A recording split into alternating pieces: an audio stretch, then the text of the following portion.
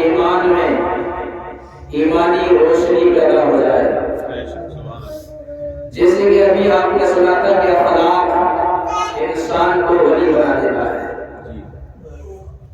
اخلاق انسان کو ولی بنا دیتا ہے، یہ بات حقیقت ہے. انسان کا اخلاق، کردار، کریکٹر اگر اچھا ہے تو انسان کا حسن ظن اس کا تو کوئی جواب ہی نہیں ہے. جو ظن ہوگا اس کو بھی بہترین ہی ہوگا. ہر انسان کی اپنی ایک سوچ ہوتی ہے،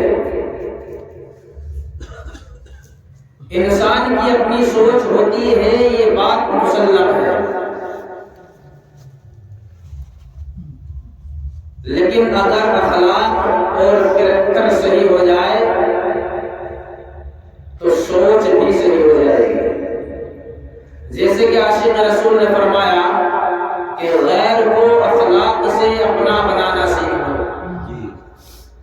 غیر کو اخلاق سے اپنا بنانا سیکھ لو اور رنج و غم کے سائے میں بھی مسکرانا سیکھ لو.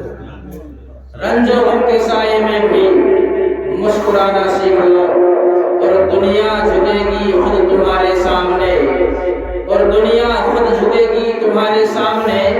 تم خدا کے سامنے سر کو جھکانا سیکھ لو. تم خدا کے سامنے سر کو جھکانا سیکھ لو. یہ بات حقیقت ہے. ہم نے خدا کے سامنے سر کو جھکانا چھوڑ دیا، انسان کے سامنے سر جھکانا شروع کر دیا. تلوے چاٹنے ہم نے شروع کر دی. بات صحیح ہے. حقیقت ہے کڑوی تو ضرور لگتی ہے.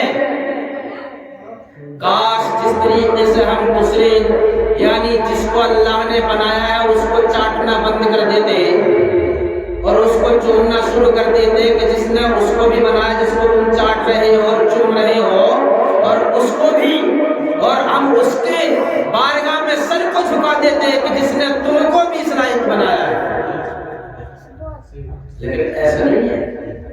نہیں ہو جائے گا. مسجد میں یہ بہت بڑا کام کر کے اس نے مسجد میں سوئے 200 روپے 500 روپے دے دیں کہ آپ کو بخشے بخشائے ہیں، بخشے بخشائے ہیں.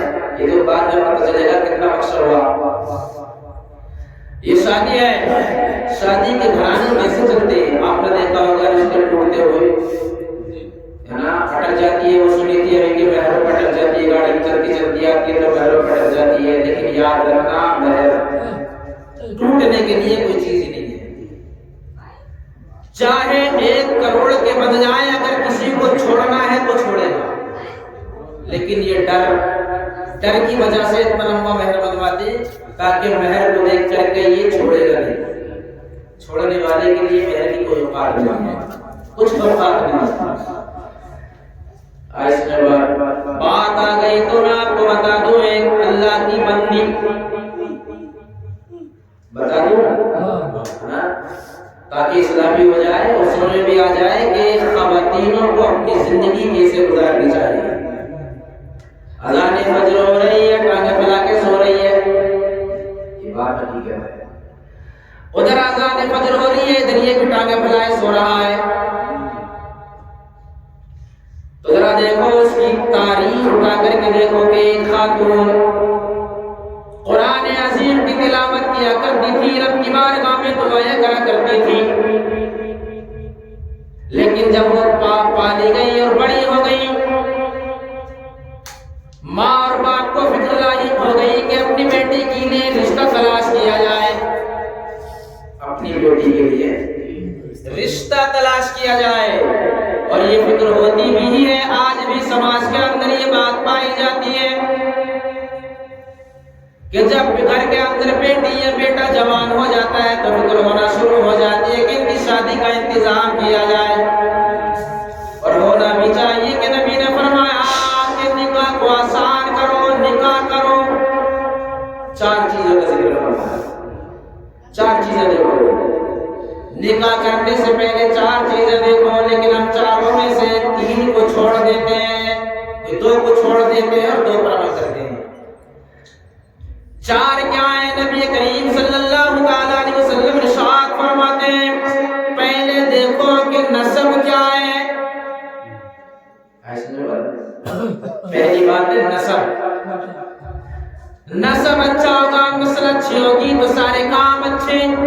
اور نسب اچھا نہیں، نسل اچھی نہیں تو سب بگڑا ہوا.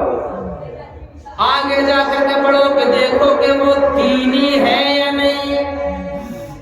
دوسری شرط ہے کہ دین میں رغبت رکھتی ہے نہیں، قرآن کی تعلیم سے آراستہ اور پیراستہ ہے یا نہیں، قرآن عظیم کی تعلیم کے سائے میں پلی پڑی ہے یا نہیں، اس کی تربیت اس کی پرورش قرآن عظیم کے سائے میں ہوئی ہے یا نہیں.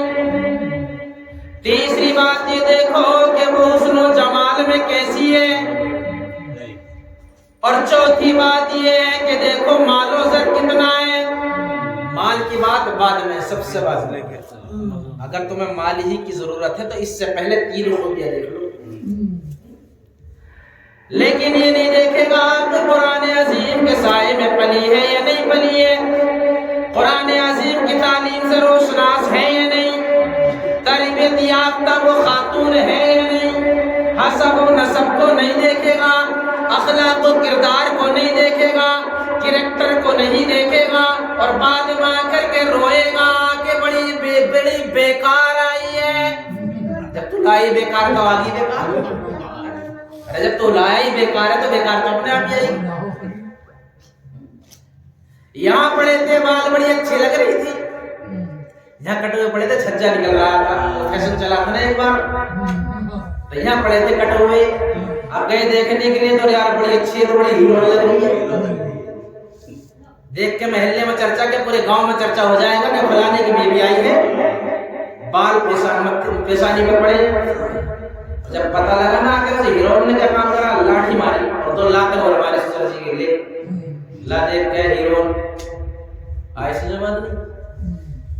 قرآن کو نہیں دیکھا کہ تعلیم یا تربیت یافتہ ہے نہیں، دیکھا تو یہ دیکھا کہ حسن و جمال ہے یا نہیں، دیکھا تو گھر کے اندر اس کے مال و زر ہے یا نہیں، گاڑی بڑی ملے گی یا نہیں. لیکن آج کا حال تو یہ بھی ہے، کچھ ادھر سے تو ڈیمانڈ ہوتی ہی ہے کہ یہ گاڑی لیں گے اور وہ لیں گے اور وہ لیں گے. لیکن کچھ کے ماں باپ بھی ایسے پہلے آواز نکال دیتے، رشتہ بتا دیے 4 ویلر دوں گا بھائی، 4 ویلر دوں گا تو مکان نہیں بکے گا تو کیا بکے گا. جو ابھی سنا تھا نا آپ نے کہ زمین بک گئی ساری 25-36 لاکھ پہ شادی کری تھی، وہ تو بکے گی نا.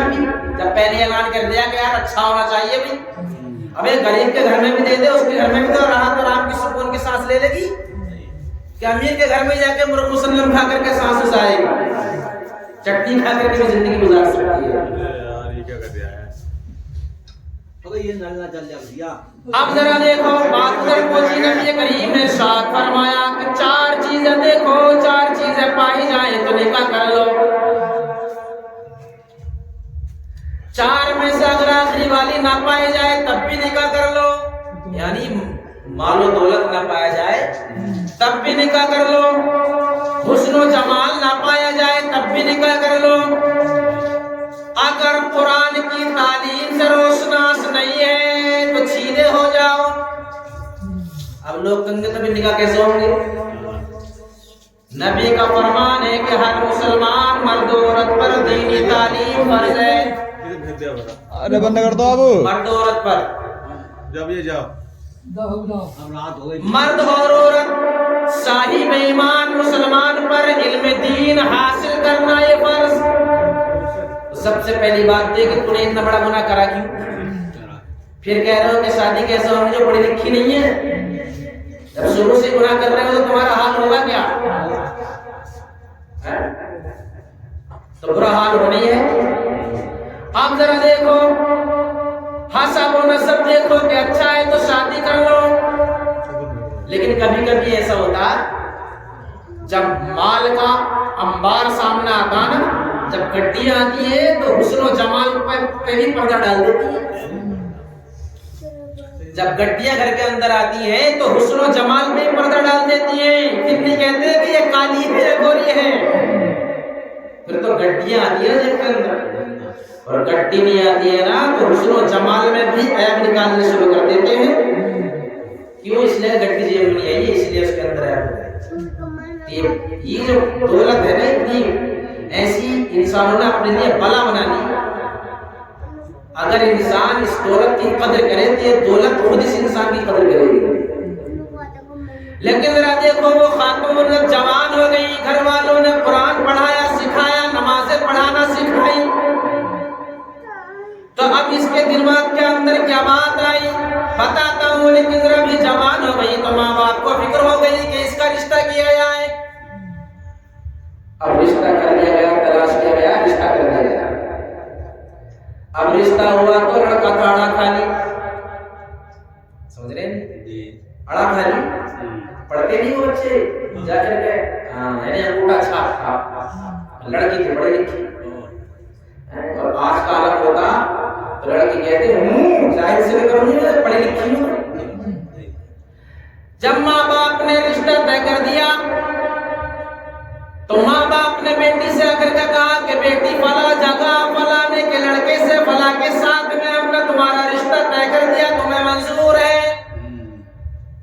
لڑکی نے کہا کہ ابا جان جو تمہیں منظور ہو وہی مجھے منظور ہے. اور آج کا عالم تو یہ ہے کہ ماں باپ کو خبر بعد میں ہوتی ہے، پہلے بیٹی رشتہ طے کر لیتی ہے. موبائل چل رہے آپ تو بھائی؟ ہاں موبائل چل رہے ہیں. کہیں رشتہ طے کر لیتی ہے، بعد میں کہتی ہے کہ نہیں ابو وہاں مت کریو، میرا رشتہ تو وہاں سے کرو. اب تو پکا ہے ایسے ہی ہے، یہ دور چل رہا ہے. لیکن یاد رکھنا میں تمہیں ایک بات بتا دیتا ہوں، رشتہ کرنے سے پہلے بیٹی سے پوچھ لیا جائے، کیونکہ ماحول ایسے ہی ہے نا. پوچھ لیا جائے، پتہ لگا ماں باپ نے رشتہ کر دیا، اب بیٹی کہہ رہی ہے میں نہیں کروں گی وہاں سے، میں تو وہاں سے کروں گی، تو پھر بے عزتی کا سامنا کرنا پڑتا ہے بھائی. تو اس سے پہلے اشارہ مل جائے تو بھائی ٹھیک ہے. جب دونوں من پسند ہیں، ایک دوسرے سے راضی ہیں، تو نکاح کرنے میں کیا پریشانی ہے؟ عزت کے ساتھ نکاح کرو.